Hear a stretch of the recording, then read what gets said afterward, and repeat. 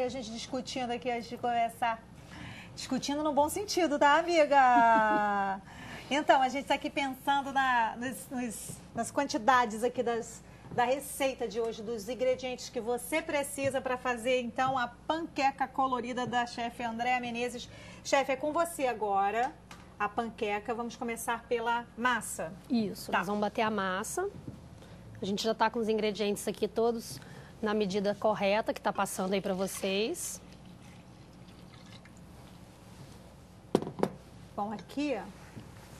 Leite, agora a farinha.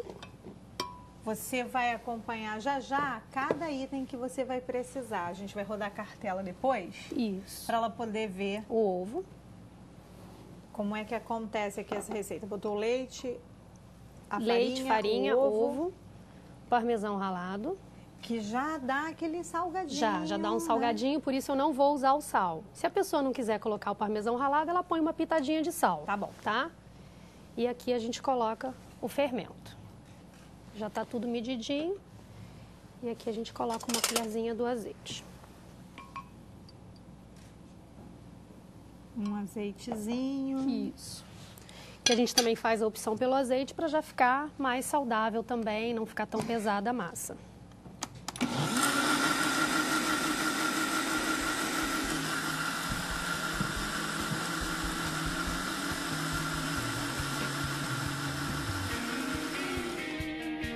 Aqui a nossa proposta é fazer umas panquecas saudáveis e coloridas para serem mais atrativas para as crianças. Certo. Então aqui na opção do verde, o que a gente vai usar? A gente vai usar a couve. Aqui eu fiz as vermelhinhas com a beterraba, a gente pode fazer a laranjinha com a cenoura. Então a gente pode usar vários ingredientes para dar a cor e também a propriedade nutritiva dos ingredientes. Muito legal. E ficar atrativo para a criançada. Adorei. Né? Adulto também com vai certeza, nessa, tá? né? Ah, com certeza.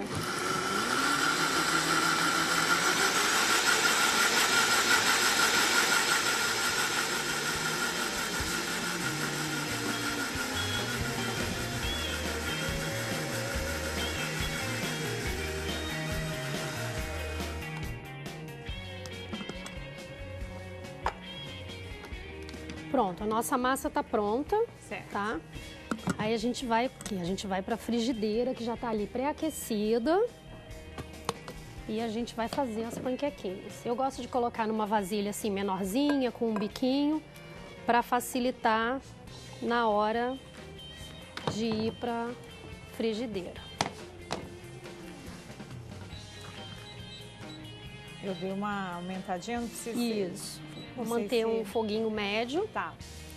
Aqui a gente também pode usar o azeite para dar uma ajudinha, tá? Bem pouquinho, só para ajudar. Então, lembrando para você que está aí acompanhando nosso espaço hoje, a chefe Andréa está fazendo uma panqueca colorida. Aí a gente já pode, então, pegar os ingredientes agora com a cartelinha, certo? Isso. Então vamos lá. O que você vai precisar vai estar aí no vídeo, na nossa cartelinha, para você conferir. Ó, olha lá, chefe, os ingredientes, quer dizer? Isso. A gente colocou 1 xícara de farinha de trigo, 1,5 xícaras de leite, tá? A gente colocou um ovo, 1 colher de azeite, o sal a gosto, eu não usei porque a gente usou o parmesão ralado, tá? E a gente colocou a folha de couve para dar o colorido. Ok, certo. Aí a gente vem com essa massinha para frigideira. A ideia, pelo que eu tô vendo, vem é deixar ela rodando, bem fininha, não é isso? Bem fininha, bem saborosa.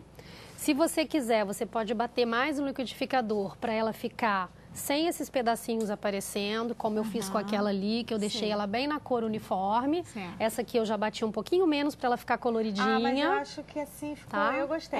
Como tem aquela dessa, eu fiz essa aqui para dar um contraste. Gostei muito.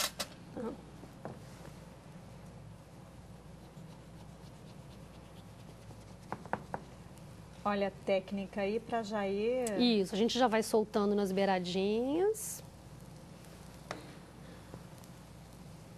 Com cuidado, né? Com cuidado. O queijo já dá aquele aquele Já toque. vai. Aqui a gente vai virando, soltando. Aí, porque o programa é ao vivo, fica mais difícil, né? Mas não tem o menor problema, porque, olha só, acontece nas melhores famílias, certo? Quando a gente não tá com o programa ao vivo, a gente não tá nervosa, a gente faz Que direitinho. nada, chefe, fica tranquilona, tranquilona, porque essa é a primeira, a gente vai fazer outras aqui. Agora, olha, eu só queria mostrar aqui esses refrigerantes, suquinhos, mas é suco, né? Isso, aqui são suquinhos. Tá. Olha só, para festa infantil, o contato da chefe Andréia tá aí no vídeo para você. Olha só, os salgadinhos aqui a gente tem São panquequinhas umas também. panquequinhas também, mas já com alface, Isso, milho, frango. milho. Muito legal, chefe. Parabéns, está muito bacana, muito criativo o seu trabalho. Ah, tem uns copinhos também, né? Tem, a gente tem uns legumes cortadinhos, que também dá um colorido, faz um molhinho legal embaixo. Ai, que legal. Muito bacana. Chefe, aí a gente vai Aqui a gente vai fazendo as panqueca. massas. Tá. Agora, o recheio, você vai usar o frango. Esse recheio a gente sugeriu que colocasse o frango, o queijo cremoso, o creme cheese e o iogurte. Então aqui, você quer que monte uma agora para você? Tá. Então vamos lá. A gente pega aqui os recheios.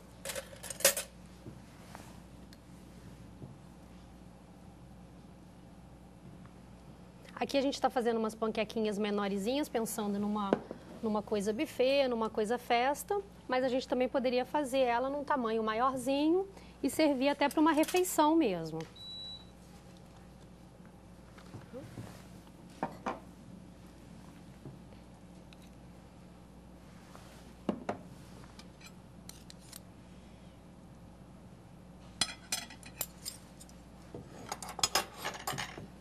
Aqui a gente faz uma dobrinha dos lados e dá uma enroladinha aqui. Tá? Uma almofadinha. Isso, e a gente vai organizando, arrumando ela bonitinha no prato. Legal demais. Pode fazer cores mescladas, pode fazer uma cor só. Posso deixar você aqui e fazendo algumas panquequinhas? De vez em quando a gente mostra uns takes aqui. A chefe Andréia disse o seguinte, Laila e Nara, que se ela gaguejasse, já que o assunto é gagueira, que vocês podiam ajudar. Já podiam me auxiliar, tá Foi vendo? isso que você falou? Com certeza. Olha isso, gente, é a situação. Vamos cuidar da Andréia. Não é? Ó, para você que está fazendo aniversário hoje, felicidades. Muito legal ter a sua companhia no nosso espaço. Beijo no seu coração. E o que dar a você? A palavra do nosso Pai, que acreditamos e cremos que é para você como presente. O que diremos, pois, diante dessas coisas? O que você pode dizer diante de tudo que está acontecendo? Se Deus é por você, quem será contra? Romanos, capítulo 8, versículo 31. Felicidades. Vamos então começar o nosso bate-papo aqui sobre gagueira. Meninas, nós começamos no bloco anterior trazendo mais ou menos o que é que nós estaríamos nessa pauta papeando.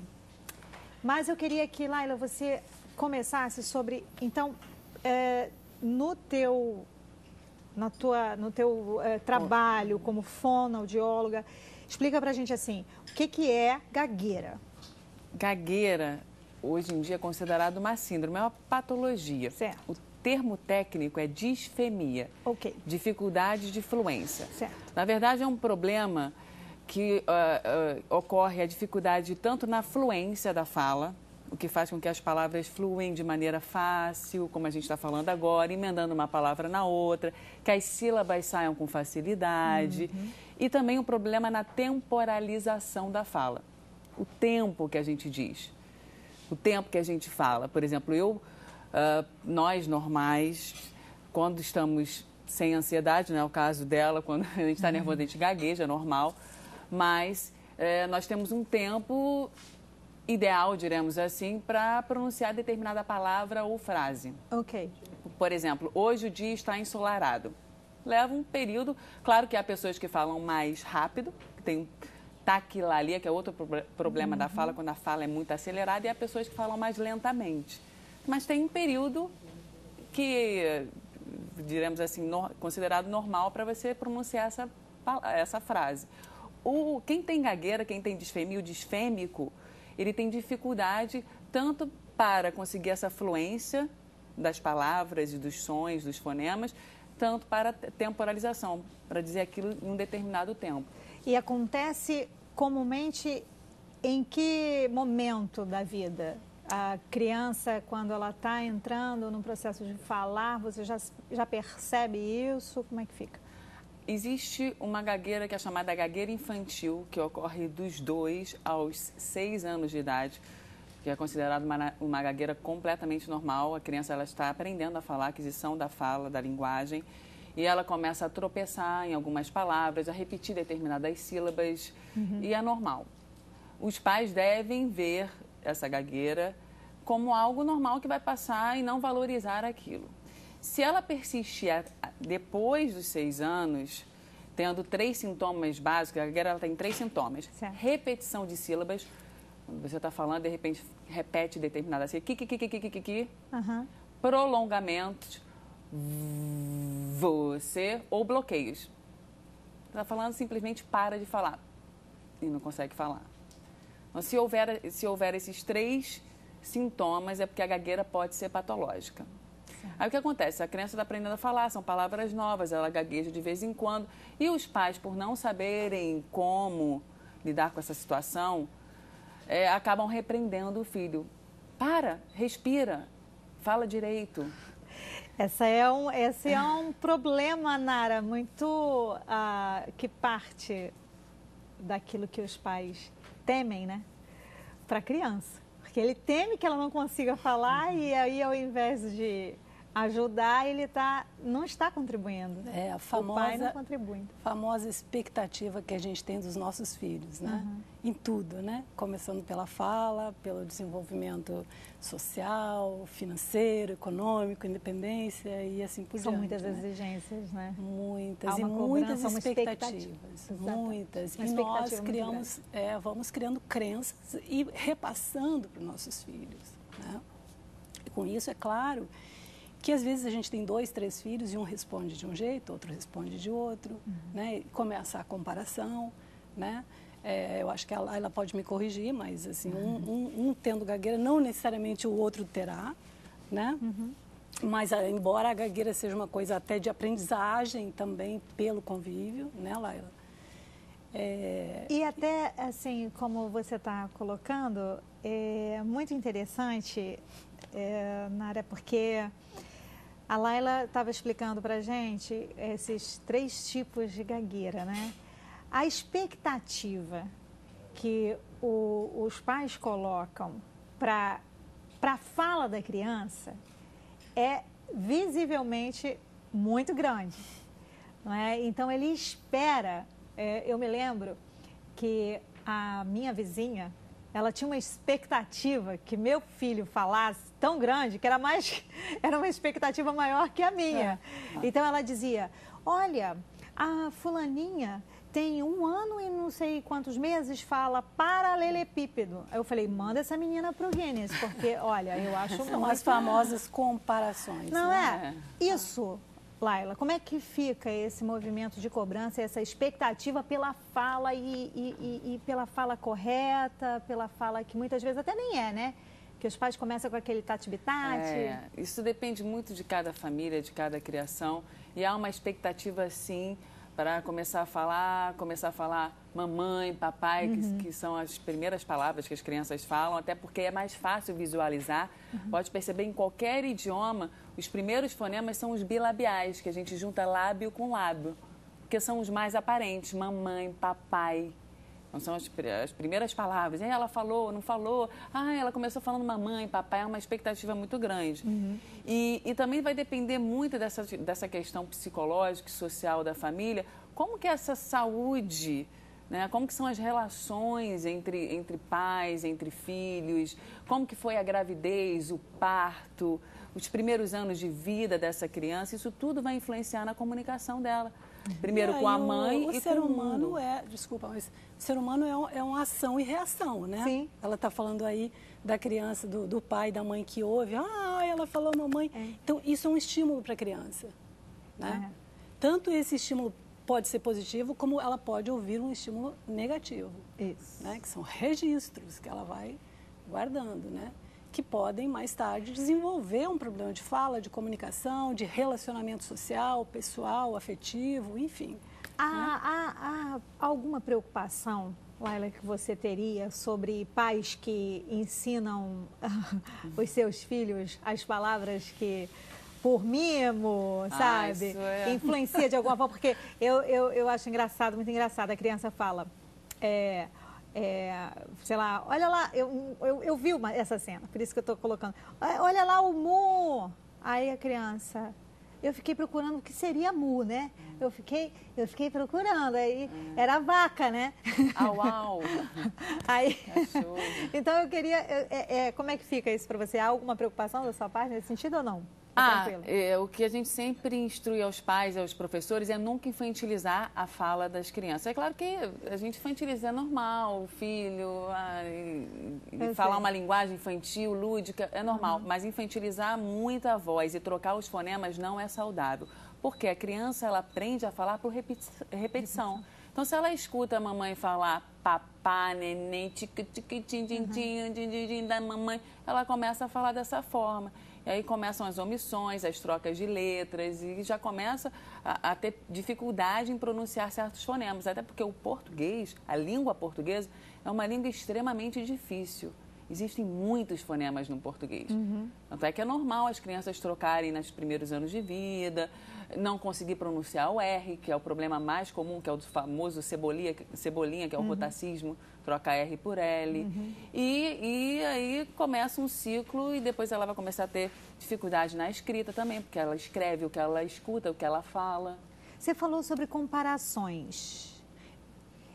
Mas eu acho que você quer falar uma coisa antes, né? Pode falar, vai. Não, aqui a gente é livre para papear. Eu fiquei pensando no que você falou em relação ao mu, né? E essa infantilização que a Laila coloca e que a gente já conversou muito até sobre isso, essa preocupação, né? Que eu acho que tem a ver com a confusão de papéis, né? Se eu tenho um filho pequeno, eu viro um bebê, né? Se eu tenho uma filha adolescente, eu também sou adolescente. Né? E como é que fica a criança nessa situação? Como é que fica o nosso filho? Se ele vê uma confusão de papéis, isso é muito comum. A gente querer estar no mundo do nosso filho mais do que representar o nosso papel de mãe e de pai. Legal, né? Porque eu queria pegar até o gancho aí, porque inclusive a gente está num diálogo aqui, num bate-papo bem legal, que se você quiser fazer a sua pergunta, fica à vontade. Os contatos das nossas convidadas estão rodando enquanto o bate-papo tá fluindo aqui, tá? Então anota aí os contatos para você depois poder até entrar numa coisa mais pessoal com as nossas convidadas. Bom, essa questão hoje dos pais estarem trabalhando demais, né? Eles estão sendo muito exigidos pelo mercado de trabalho, enfim. Às vezes, essa cobrança, ela tem um reflexo na vida familiar e na criação dos filhos muito grande, né? Então, por exemplo, aquele pai que... Eu estou falando de extremos, tá? A hipótese do pai muito angustiado porque a criança gagueja, que é uma solução do dia para a noite, porque, enfim, né?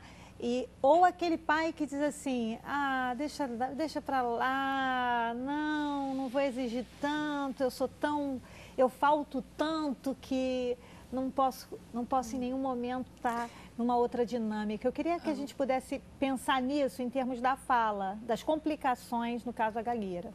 Como é que fica? Eu acho que assim, você tocou numa coisa que eu acho que é importante, porque a família são vários componentes, né, que fazem parte de uma relação, né, que vai se equilibrando. Né? Então, às vezes, a família ela está tão adoentada, ela está tão neurótica, ou ela está tão faltosa, ou de alguma maneira ela está tão difícil de conviver, que alguém salta com alguma coisa.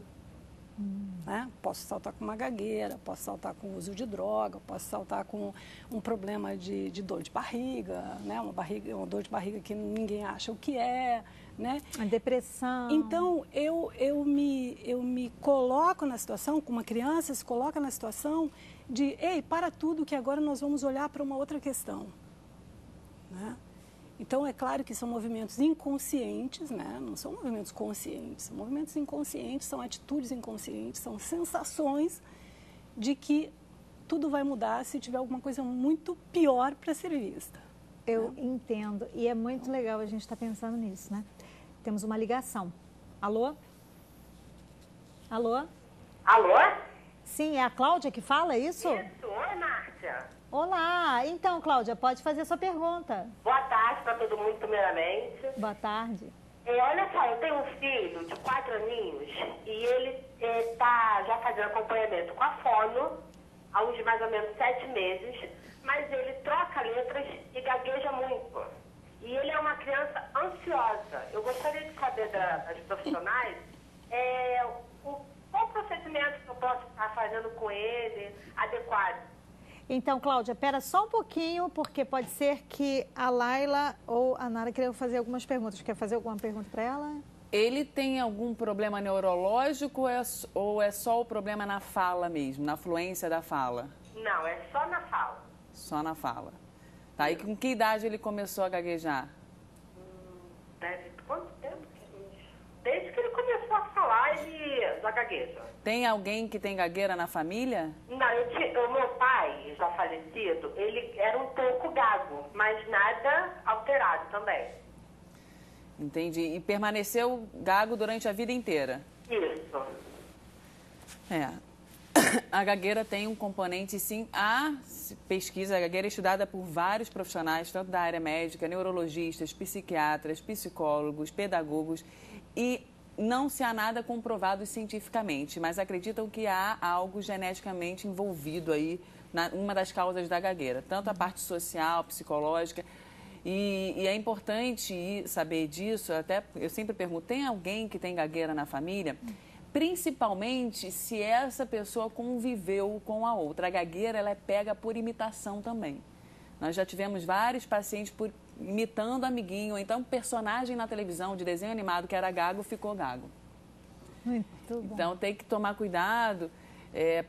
Igual o sotaque, você não pega, tem crianças que têm mais facilidade, ou então o excesso de aprendizado.